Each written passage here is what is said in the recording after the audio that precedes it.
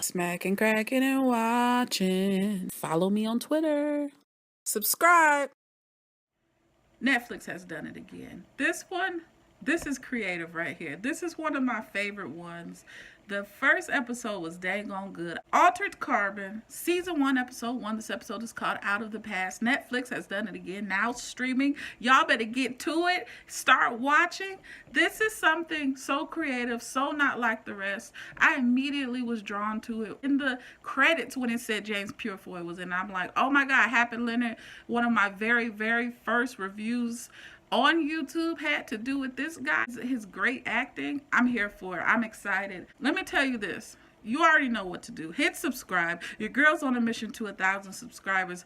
I need like 300 more. If you like Terminator, if you like the Terminator, if you enjoyed Westworld, if you like Mortal Kombat, the movie and the video game, if you like crazy shootouts and you like the great, fantastic sound effects that are associated with powerhouse movies, you enjoyed this. Amazing sound. It's even got humor in it. It's got body. I'm talking about abs.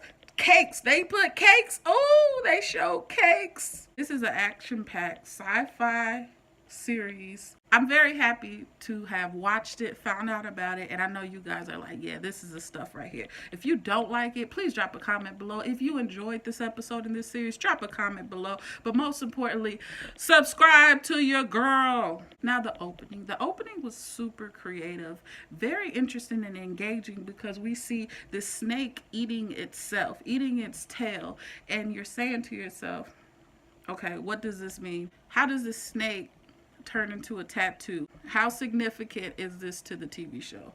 I did not know what to expect with this series, and when I see this naked man floating in this fluid, I'm thinking of Baby Boy, the movie with Tyrese where he's an embryo. Then I think of meat that's vacuum sealed because they have bodies inside these dang on vacuum sealed plastic packs. It's gross, but at the same time, you're like, oh man, where are they going with it? Where are they going with it? The whole point is nothing is what it seems. The body sheds its skin and you go into another form. Snake-like. Now, it's set in the future. It's 250 years in the future, and they're still speaking English, yet you still get little remnants or whatnot of Spanish, Russian, German, and it's fun. Now, one of the craziest points of this episode, you guys will have to agree, when they unzipped the body, the plastic bag, and ooze just comes out. And I'm like, oh my God, this is disgusting. It's not colorful, green, and cheesy. It's clear, kind of foggy. We find out this guy has been in this bag for 250 years, and he doesn't know where he's been. They introduce us to the setting, which is obviously Earth, and he's at Alcatraz prison. And I'm saying to myself, come on, body. Because Takeshi Kovac, cakes, the abs, veins popping out every which way, calves. I said, oh. I said, okay, I see you. But what did you do? He wanted to see his reflection, and there's no mirrors. What? Why are there no mirrors? Another question you have to ask yourself. Then you're asking yourself too, hey, what's real? How do you know what's real versus what's in the sleeve? Yeah, so we find out he's been re-sleeved, put in another body, and that's what they do nowadays. He was a dirty mercenary. He died violently as a mercenary, and what they're saying is if you die in a very aggressive state, when you come to, you would do that too. Choose to die violently, get shot, and go out running so he can in an effort to make his rebirth. Was that part of the plan? I don't know. So many questions. Then I wonder, hey, can anyone get to this area? Or is it just for the haves? What do you think? I like how they're sprinkling in the whole political aspect of, you got people upset about it, and they're picketing. They've came together as a unit outside of this area, and they're like, hey, this ain't right. Spirits, not sleeves. Respect the body. But how do they know who's been sleeved and who's not? I don't know. This little girl was involved in a 7-year-old girl was involved in a hit and run accident. Her parents are there to receive her back, and she's in the body of a grown woman.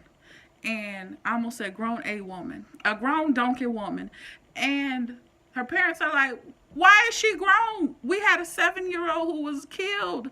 And the security officer, the security or police officer, he's like, look, lady, that's what you get. You get what you got. You get what you get. You don't make a fit, as my kid says. That's what the law says. You're entitled to a free body that's available. And I'm like, dang, it boils down to you get your loved one back, but it's due to availability. Yikes.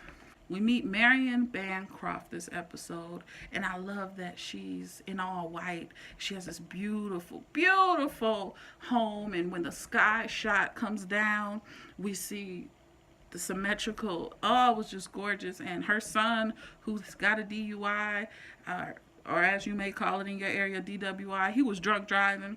So obviously she has some rank over the police because the police came straight to her, received her son back. Now this young actor in real life, he was on MC Squared, which is a kids show, and she's powerful, and I like it. I like it. Another thing, so he is a envoy, and I'm not talking about a GMC envoy. I believe it was GMC, the SUV. No, interesting breed of a person who can see through walls and know what's coming. He's like a warrior, a fighter. They pay attention to details. He's a force to be reckoned with, and obviously it's not too many of them left. That's why he's unique. So James P. is Lawrence, and let me tell you, Hap Collins is 100% no more, not on this show. He is in character, full mode, and he's this mysterious wealthy man who has hired Takeshi to say, hey, I need you to figure out who murdered this person. Who you want me to investigate and figure it out? Me. I need to know why my head got splattered. Can you help me out? I absolutely think he's the perfect character. He seems very villain-like to me, and I don't trust him. I love you, James. I love you, James. But I don't trust you. Why would you drop a dime? Why would you drop that clue and say, why tell us about this whole barometric safe? Why? Why would you do that? Because you know we're going to go for it eventually. And yeah, I see what you're doing. He's hitting us with that, he's giving me, you know that cat who sits in the chair and he's just evil? I'll get you, Gadget. Mm-hmm. There's a lot of lingo in this show that you have to figure out, and that's kind of sort of a headache, because they're talking about UN money, they're speaking about full spectrum DHF, meth, and I'm not talking about them drugs. I'm not talking about that stuff that'll make your teeth fall out, made with battery acid, that's illegal, send your buddy to jail, that'll kill you. Crack is whack. Don't do drugs. Just say no. I'm not talking about that type of meth. Just different things that we'll figure out along the way. What I will say is, Lawrence tripped me out when he said they used to call it the U.S. Who else said, don't disrespect America? Hap Collins, he would never disrespect America. Texas. America. Hey, Kovac, it's okay. Nobody is aware that you have a little girl unicorn backpack on and you're high as a kite. It's okay. The Ortega won't come find you. Not at all. You're safe. It's okay to be high as a kite. I like the Babe PD. I like what they're doing. I like the angles that they have. It's not an overwhelming, all these characters. You know, some shows, it's just too many people. It's like, back up. We can't concentrate. You're telling us too many details, too many people. Who are they? Do they have a purpose? Everyone in this first episode, I do believe, has a purpose. There has been some very cool shots when he's on the edge and he's literally on the edge and he's talking to his sister, who we know is no more. She's dead. The tree, seeing that tree was gorgeous. And he has the flashback to when they're children, his sister, and they're just playing in the water, being free and youthful. That was beautiful. Who is this girl? Who is the lady? Who is my sister? Who is the lady yelling at him? Who is the lady yelling his name randomly throughout this episode? We need to figure that out. A congested area, downtown, very busy. That was cool.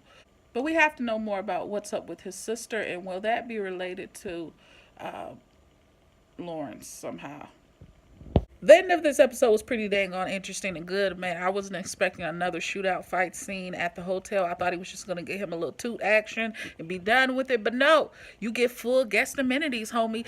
Came out the ceiling, blah blah blah blah blah. Everybody got sprayed and laid. And I mean, you know what? It makes you think twice about calling the front desk asking for towels because you don't know what they're packing or stacking. Until the next time, y'all, I'll be here for the next review.